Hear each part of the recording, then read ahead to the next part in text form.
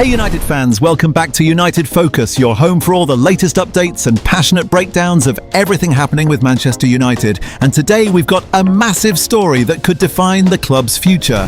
We have exclusive transfer news this evening and everything is starting to accelerate at Manchester United as they close in on a return to the UEFA Champions League. Just 2 more points are needed, and once that is secured, the real focus shifts fully to what could be one of the most important summer rebuilds in the club's recent history.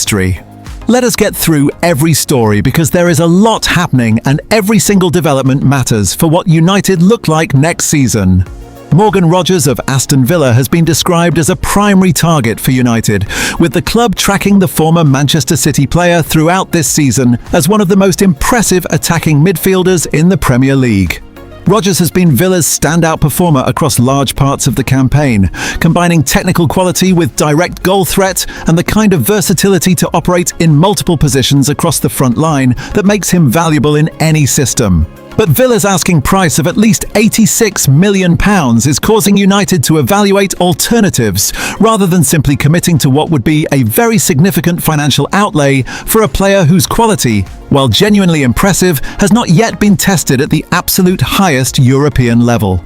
United are assessing other options in a similar profile category, which suggests the Rogers pursuit remains alive but contingent on whether Villa can be persuaded to negotiate rather than hold firm at a figure that United consider inflated relative to their own valuation. Elsewhere, Hadji Malick Diouf of West Ham is one of the most intriguing and most forward-looking transfer stories to emerge around United this week, the 21-year-old left-back having been identified as a target as the club looks to plan for the long-term future of the position that Luke Shaw has occupied for so many years. Shaw has been a reliable and often exceptional servant to this club, but the combination of injuries, inconsistency, and his increasing deployment as a makeshift centre-back has raised genuine questions about whether he can be the first-choice left-back for a Champions League competing United over the next several years. Diouf, who was described as fantastic by former West Ham teammate Niclas Füllkrug, has developed considerably since his move from Slavia Prague and shown both defensive improvement and genuine attacking threat from his wide position with the delivery quality and the forward carrying that Carrick's system values from its fullbacks. The Guardian's report on United's interest positions this as exactly the kind of longer-term investment that distinguishes intelligent clubs from reactive ones. Diouf is not the finished product. He has had a mixed first season in English football with a slow start before finding his form more consistently in the second half of the campaign. But the profile of a 21-year-old dynamic left-back with technical quality, improvement trajectory, and the physical attributes to compete at Champions League level represents the kind of early identification of emerging talent that produces value over time. West Ham's difficult financial situation and their proximity to the relegation zone could make them receptive to offers, though their need to generate funds from sales is balanced against the desire not to lose a player who has become increasingly important to their defensive structure. United's interest is described as one of several options being assessed at left-back, with midfield reinforcements still taking priority in the budget allocation. And while all of this is happening, there is also positive news coming from the training ground. Matheus Cunha is expected to return after recovering from a minor hip issue. That is a boost for Michael Carrick, who continues to build momentum heading into the final stretch of the season. And speaking of Carrick, his influence cannot be ignored in all of this. The way United finish the season, especially securing Champions League football, will play a huge role not only in attracting players, but also in deciding who leads this project long-term. Carrick has steadied the ship, improved performances, and brought belief back into the squad. The Kobbie Mainoo contract signing is worth dwelling on again this week because the official announcement is now imminent and the significance of this piece of business continues to grow the more you consider its implications. The base wage of close to £135,000 per week plus bonuses reflects the club's assessment of Mainoo as a player who has moved beyond promising young talent into the category of established first-team essential, a progression that Carrick's management has accelerated beyond anything that was apparent in the 12 months before his arrival. The deal until 2031 gives United 6 years of a 21-year-old who was already one of the best young midfielders in English football before reaching an age at which the development curve typically accelerates most dramatically. This contract is the most important piece of business United will conduct all summer, more important than any transfer signing, because it secures the foundation of the next era at no cost beyond the wage agreement. The Rafael Leao situation has developed a fascinating new dimension this week, with Italian journalist Carlo Pellegatti reporting on YouTube that United would be willing to offer a package of Joshua Zirkzee, Manuel Ugarte and Marcus Rashford to AC Milan in exchange for the Portuguese winger. Pellegatti specifically noted that Zirkzee is already close to joining Milan, describing a potential arrangement where his fee of around 22 to 25 million euros could be counted against the overall package value, reducing the cash element of any deal for Leao. The combination of players being offered to Milan would allow United to simultaneously solve their unwanted roster situation and acquire a genuine attacking asset.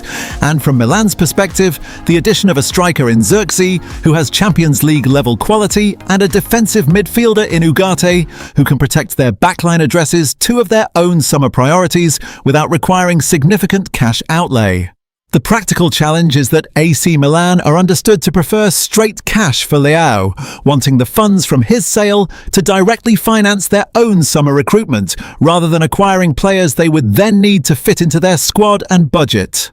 But the creativity of the United approach, bundling departures with an acquisition to maximise the value of both sides of the transaction, is exactly the kind of lateral thinking that the new Ineos ownership has been developing, and that represents a genuinely different approach to how this club conducts transfer business. The Marcus Rashford situation has taken its clearest turn yet towards a second loan arrangement, with Sky Sports reporting that Barcelona are keen to take him on loan again for the 2026-27 season, rather than trigger the £26 million permanent purchase option.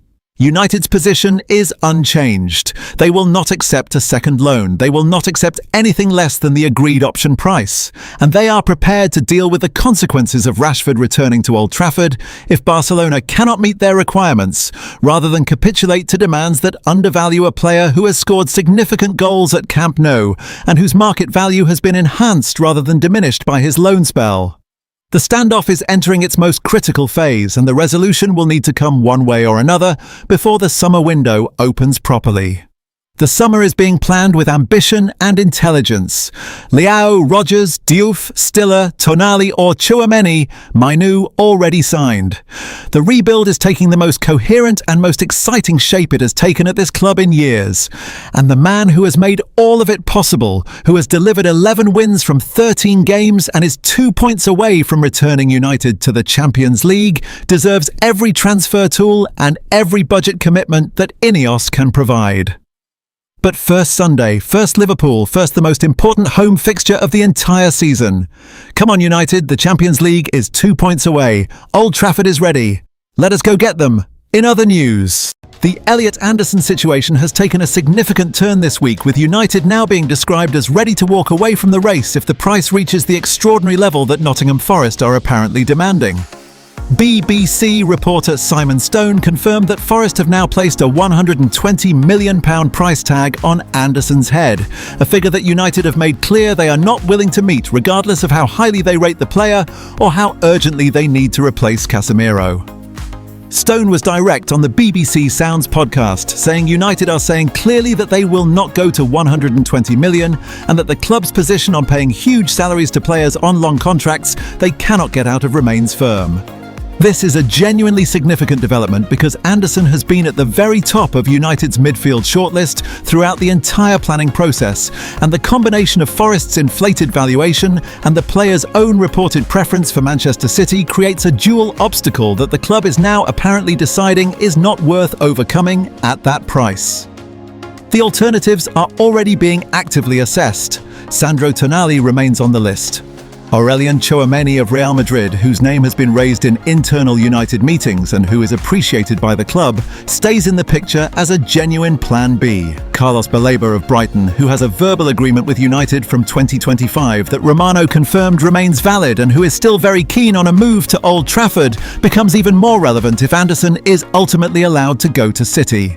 Angelo Stiller of Stuttgart has emerged as another name in the midfield conversation, with United reportedly in a battle with Juventus for his signature, though Real Madrid and Chelsea are also interested in a player who has impressed significantly in the Bundesliga.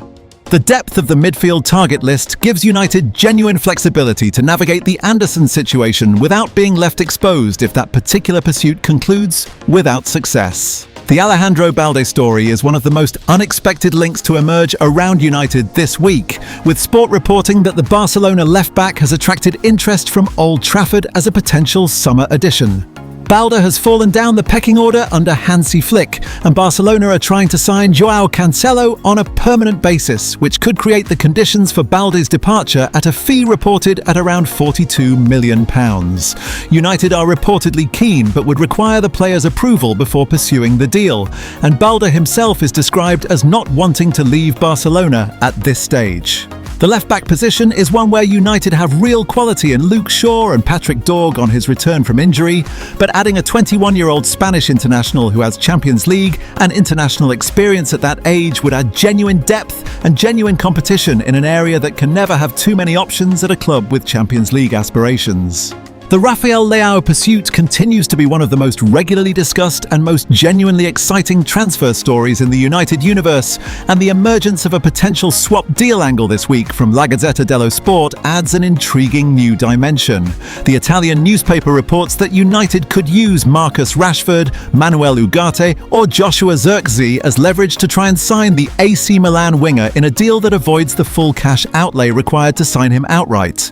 AC Milan's preference for straight cash is noted, which may make the swap route complicated, but the creative thinking around how to structure a deal for a player who costs around £50 million and who represents exactly the attacking profile United need on the left side of their attack reflects the financial reality of a club that has multiple significant purchases to fund simultaneously and must find ways to make the budget stretch across all of them. The Rashford situation itself remains the most complex and most unresolved subplot of United's entire summer planning, with Barcelona still reluctant to trigger the £26 million permanent purchase option and now reportedly interested in taking him on another loan for next season.